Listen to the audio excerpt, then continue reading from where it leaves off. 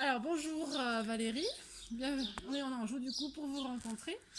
Est-ce que vous pouvez nous raconter un peu votre parcours professionnel et personnel qui vous ont conduit petit à petit à l'écriture?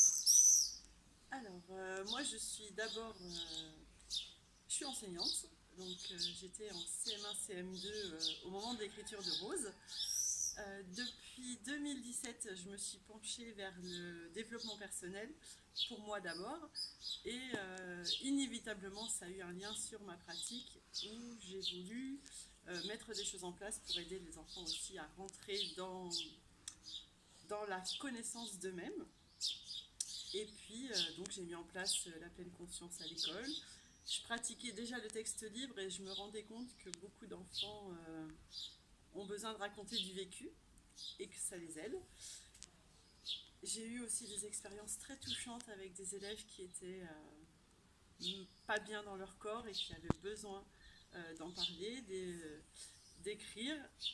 Et notamment, voilà, une élève qui a fini l'année de CM2 en disant que dans un texte, elle se sentait mieux maintenant qu'elle avait écrit.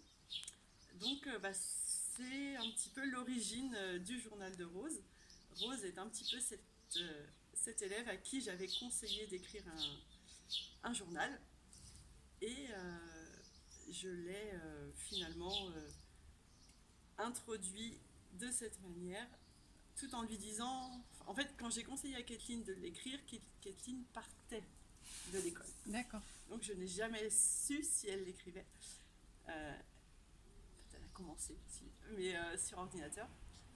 Et l'écriture, ça fait longtemps que j'écris. J'écrivais des poèmes depuis que j'étais petite. Moi, j'ai un journal à moi depuis 2017. Et je me rends compte aussi du bien que ça me fait d'écrire, du côté thérapeutique en fait. Et quand je me suis posé la question ce que je pouvais écrire, en fait, inévitablement, la forme du journal est venue. Et je me suis lancée comme ça avec Rose. Rose, parce que c'est le prénom du troisième enfant que j'ai eu.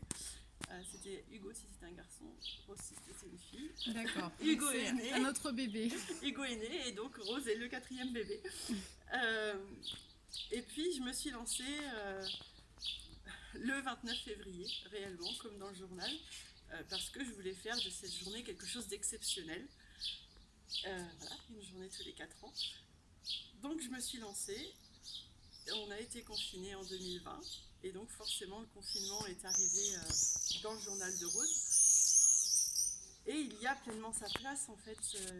Il a donné encore plus d'ampleur au journal et à la nécessité d'écrire en fait parce qu'à ce moment-là on avait besoin d'écrire ce qu'on ressentait et ça permet aussi à Rose de rentrer aussi en relation avec sa famille, de redécouvrir sa grande sœur. Et j'ai l'impression en fait de juste avoir commencé à écrire au bon moment pour pouvoir pleinement justifier le journal de Rose. Ouais. Et donc le journal s'est écrit très vite. C'était moi ma bouffée d'air aussi. Parce que voilà, enseignante à distance de 30 élèves, enseignante à la maison de 3 enfants, et bien à 16h30 je coupais tout et je me mettais dans l'écriture et ça m'a bien aidée. Et j'ai mis le point final le 11 mai. Non, la veille du 11 mai, la fin du confinement. Et voilà pourquoi j'ai écrit. J'ai écrit aussi parce que moi j'ai eu beaucoup de plaisir en fait à lire la littérature pour adultes. Les Laurent Gounel, les Aurélie Vallogne, Virginie Grimaldi, tous ces romans feel good qui nous donnent en même temps des petits tuyaux pour mieux vivre sa vie. Et quand j'ai cherché pour des enfants, je n'en ai pas trouvé. Donc c'est là que je me suis dit que peut-être il fallait l'écrire. Donc c'est c'est un petit peu cette idée-là d'offrir aux enfants des conseils pour mieux vivre leur vie. Alors, on ne cherche pas à la transformer, on cherche à la voir autrement.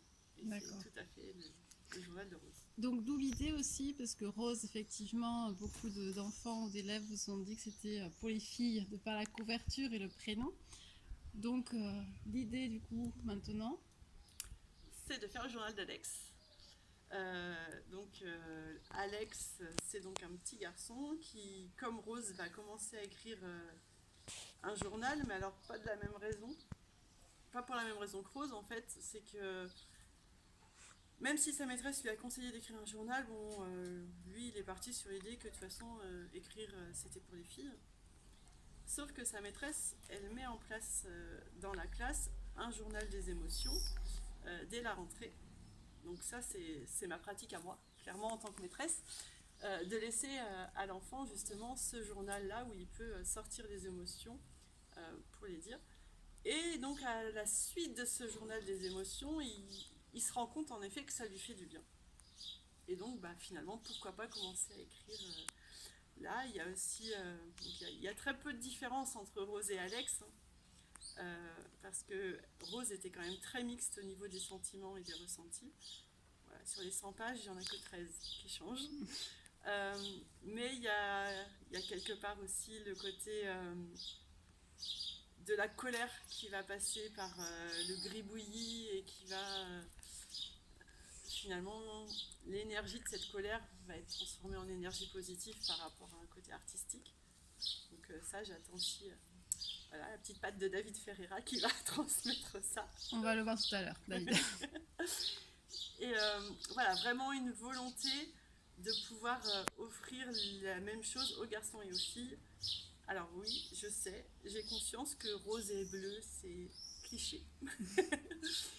Mais c'est dans l'image populaire aussi. C'est dans l'image populaire. Et puis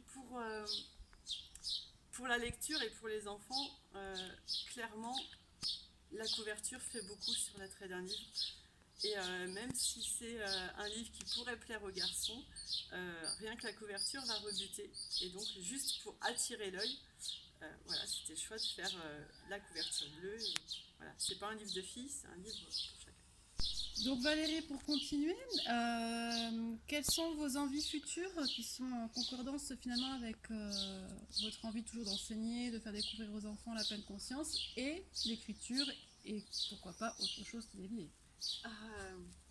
Alors j'ai pas mal de projets, donc déjà après la version rose, la version bleue, donc Rose et Alex, il y a l'envie aussi de faire un journal vierge qui inviterait du coup les enfants à partir des remarques du journal, de se poser des questions pour eux-mêmes et du coup d'écrire leur journal, donc le journal de chacun. Il y a aussi la volonté, et qui là réellement allie mon métier et l'écriture, c'est de proposer des ateliers, donc ateliers d'écriture, donc avec des bibliothèques, des centres de loisirs, des écoles si c'est possible, des collèges. Et donc là, proposer aux enfants et aux jeunes de vivre les expériences que Rose a vécues, donc notamment la pleine conscience, la marche méditative, le carnet de gratitude, faire des jeux aussi sur l'exploration des émotions, voilà, essayer de voir voilà, les sentiments, quelle situation m'apportait le sentiment, donc voilà, plein de choses à explorer, et puis continuer l'écriture vers les adolescents aussi, avec peut-être la grande sœur de Sarah et son amie, sous le système toujours du bénéfice de l'écriture, donc partir sur une correspondance, donc très en lien avec l'écriture qui fait du bien. D'accord. Pourquoi avoir choisi le prénom Alex pour le journal des garçons ? Alors, j'ai choisi Alex parce que je voulais un prénom mixte qui puisse sonner aussi bien pour une fille que pour un garçon. Parce qu'il y a aussi des filles qui n'aiment pas le rose et qui préféreront acheter un livre bleu qu'un livre rose. Donc, j'ai pris Alex parce que Alex, ça peut être un diminutif pour Alexandra, pour Alexandre, pour juste un prénom, Alex. Donc, c'était le côté mixte du prénom. Voilà. Ça répond à ta question? Ah oui. D'accord. Alors merci pour votre accueil, merci de nous avoir accueillis en Anjou et à très bientôt et bon courage dans tous ces beaux projets. Merci beaucoup.